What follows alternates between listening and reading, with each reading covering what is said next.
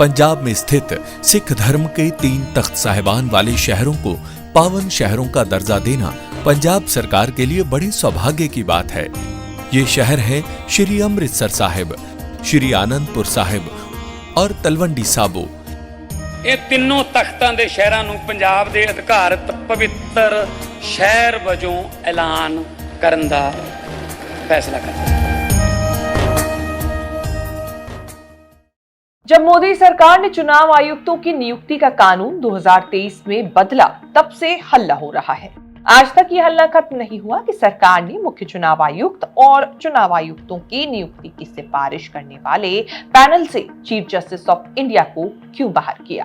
Chief justice को बाहर करके विपक्ष के नेता की जगह बनाई गई। तब राहुल गांधी विपक्ष के नेता नहीं थे।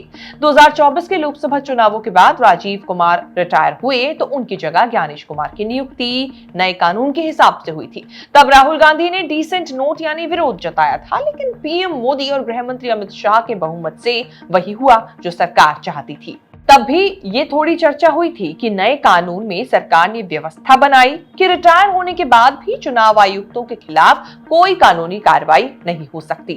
मतलब एक बार चुनाव आयुक्त बन गए तो लीगल केस से लाइफ लॉन्ग इम्यूनिटी मिल जाएगी। 2023 के कानून में ही चुनाव आयुक्तों को कानूनी कार्रवाई से आजीवन छूट दी गई है।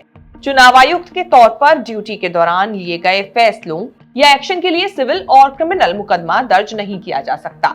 चीफ इलेक्शन कमिश्नर और अन्य इलेक्शन कमिश्नर की जो नियुक्ति है वो सेवा शर्तें और कार्यकाल कानून 2023 में लिखा गया। अगर चुनाव कराते समय या उससे जुड़े किसी फैसले में कोई गलती या विवाद होता है तो मुख्य चुनाव आयुक्त और अन्य चुनाव आयुक्तों पर निजी तौर पर केस नहीं किया जा सकेगा।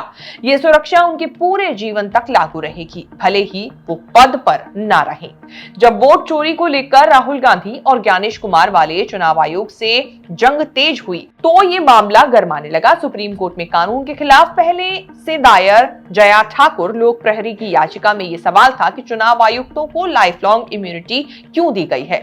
अब जाकर सुप्रीम कोर्ट ने कांग्रेस नेता जया ठाकुर की जनहित याचिका पर सुनवाई शुरू की और सवाल उठाया कि चुनाव आयुक्तों को लाइफ लॉन्ग इम्यूनिटी क्यों दी गई है। Chief justice of India Suryakant की बेंच ने कहा कि वो इस कानून की जांच करना चाहती है। सीजेआई सूर्यकांत ने कहा, हम जांच करेंगे कि क्या इस प्रावधान से कोई नुकसान हो रहा है, क्या संविधान की व्यवस्था के तहत ऐसी छूट दी जा सकती है। सरकार के लिए राहत की बात यह है कि सीजेआई ने कानून पर रोक नहीं लगाई, कहा कि फिलहाल स्टे की जरूरत नहीं है। अभी उन्होंने एक्शन ये लिया कि केंद्र सरकार और चुनाव आयोग को नोटिस देकर उनका पक्ष देने के लिए कहा गया है। जया ठाकुर ने याचिका में आरोप लगाया कि ये प्रावधान मुख्य चुनाव आयुक्त और चुनाव आयुक्तों को उनके कामकाज से जुड़े मामलों में पूरी जिंदगी के लिए नागरिक और आपराधिक कार्रवाई से बचाव देता है। ऐसी सुरक्षा संविधान बनाने वालों ने राष्ट्रपति जजेस को भी नहीं दी थी। संसद ऐसा संरक्षण नहीं दे सकती जो संविधान में दूसरे बड़े पदों पर बैठे लोगों को नहीं मिला। ये व्यवस्था तो स्वतंत्र और निष्पक्ष चुनावों को नुकसान पहुंचाती है। जया ठाकुर चुनावों से जुड़े कई मामलों में याचिका करता रही हैं।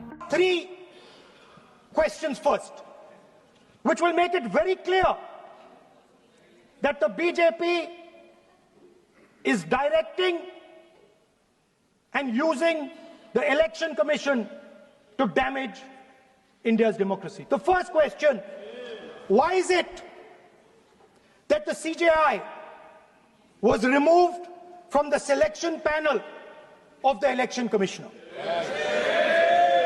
What motivation could there be to remove the CJI? Do we not believe in the CJI? Of course we believe in the CJI. Why is he not in that room? I sit in that room. It is so-called a democratic decision. On one side, Prime Minister Narendra Modi and Mr. Amit Shah. On the other side, the leader of the opposition. I have no voice in that room.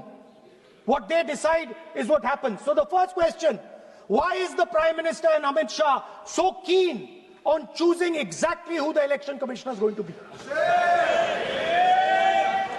Second question, and even more devastating question, no Prime Minister has done this in the history of India. In December 2023, this government changed the law. They changed the law to make sure that no election commissioner could be punished for any action they take while they are election commissioner. Yes. Immunity. Why would the Prime Minister and Home Minister give this gift of immunity to the election commissioner? Why would they need to give this tremendous gift that no Prime Minister has given ever before to the election commissioner? Yes. Mr. Shah is looking into the ceiling. Selection process में शामिल होने के बाद भी राहुल गांधी चुनाव आयुक्तों को life long immunity देने और चीफ जस्टिस को बाहर करने पर सरकार को घेरते रहे हैं। राहुल गांधी कह चुके हैं कि जब सरकार का बहुमत है तो उनके होने या ना होने का कोई मतलब ही नहीं। राहुल गांधी खुद कह चुके हैं कि चुनाव आयुक्त को जो कर रहे हैं वो गलत कर रहे हैं, समय आएगा हम आपको पकड़ेंगे, बचने वाले नहीं हो। हालांकि वो भी जानते हैं कि जब तक ये कानून जिंदा है तब तक राहुल गांधी भी कुछ नहीं कर सकते। मैं इलेक्शन कमीशन और इलेक्शन के ऑफिसर्स को साफ कह रहा हूं, आप जो कर रहे हो गलत कर रहे हो, ये ट्रीजन है, देश के खिलाफ है, ये मत भूलिए। टाइम आएगा हम आपको पकड़ेंगे, बचने वाले नहीं हो। It is critical that we expose voter.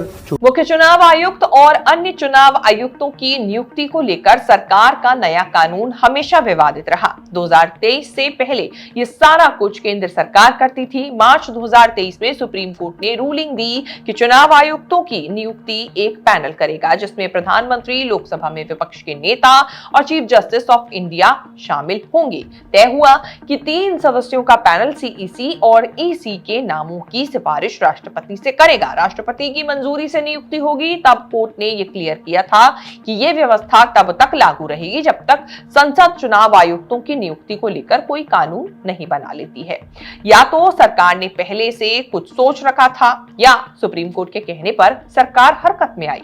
उसी साल 2023 में दिसंबर में चुनाव आयुक्तों की नियुक्ति से जुड़ा नया बिल संसद से पास होकर कानून बन गया। नियुक्ति, सर्विस, सैलरी, रैंक सब कुछ नए सिरे से डिफाइन किया गया। नामों की सिफारिश काम 3 सदस्यों के पास रहा। पीएम और विपक्ष के नेता भी रखे गए। चीफ जस्टिस को हटाकर एक कैबिनेट मंत्री को शामिल कर लिया गया। अब मुख्य चुनाव आयुक्तों की नियुक्ति 2023 के कानून से होती है। विपक्ष के कड़े एतराज के बाद भी सरकार टस से मस नहीं हुई, कानून लागू हो गया। सुप्रीम कोर्ट में कानून को चैलेंज किया गया, लेकिन तब से चीफ जस्टिस संजीव खन्ना ने केस की सुनवाई से खुद को अलग कर लिया।